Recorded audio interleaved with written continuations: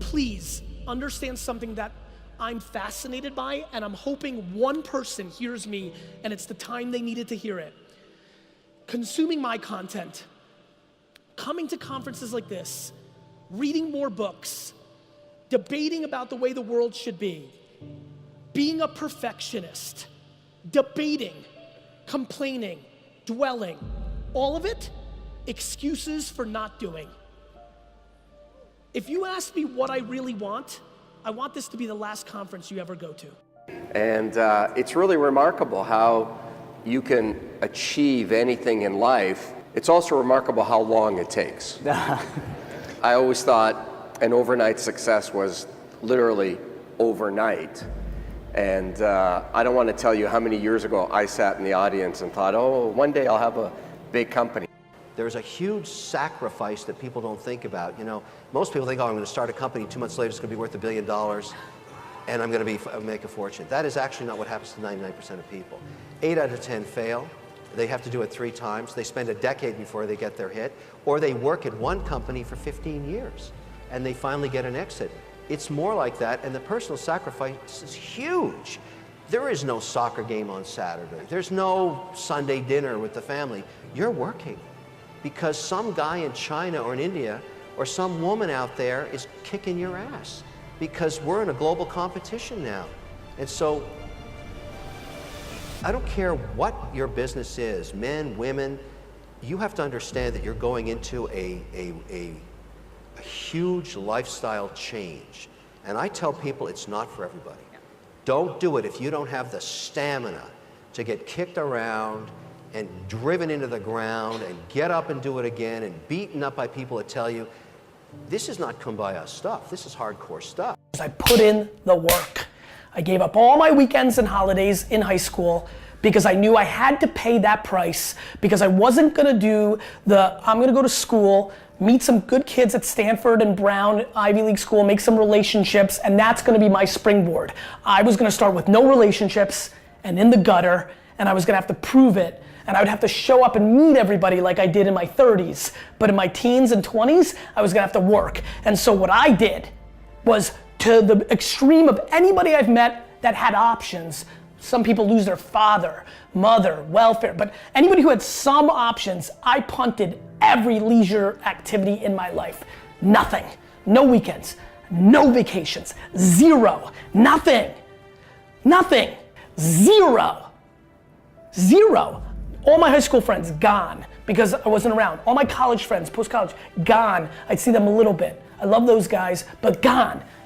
Girlfriends, nothing, all in. So what did I do? I worked. I worked to such an extreme level that when I push you on work, I don't even ask you to do 50% of what I did, and I guarantee you win.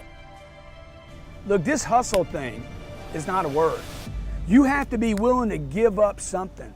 Okay, for 25 years, I gave up partying on the weekends, alcohol. While you guys were out partying, vacationing, going on the yachts, hanging out with the big ballers, you know what I was doing? Freaking hammering. I was hammering. I was learning. I was doing whatever it took to get in front of the right people. I was investing money in my future, my career, not in the club. And today I'm living the dream other people were just having. Okay. I don't know a successful person that's ever worked 21 hours in their lifetime in a week. I know guys that are working 60 hours, 80 hours, 100 hours. Steve Jobs never worked a 21-hour week in his lifetime. Completely committed, completely dedicated. It's not work, it's a passion. And the reason it feels like work to you right now, if you go to a 21-hour work week in this country, it will feel so laborious and so much like work and so heavy. Why? Because in 21 hours, man, you can't get anything rolling. You want the momentum. There's nothing wrong with work. Work makes people feel good. Get to work. 40 hours? I don't want to work 40 hours. 100 hours? Now I'm interested, man, because I could work enough to where it doesn't feel like work anymore. It's just like going to the gym, baby. Don't work out a little bit, it just hurts. You want to work out a lot where you build muscle. This is not a debate.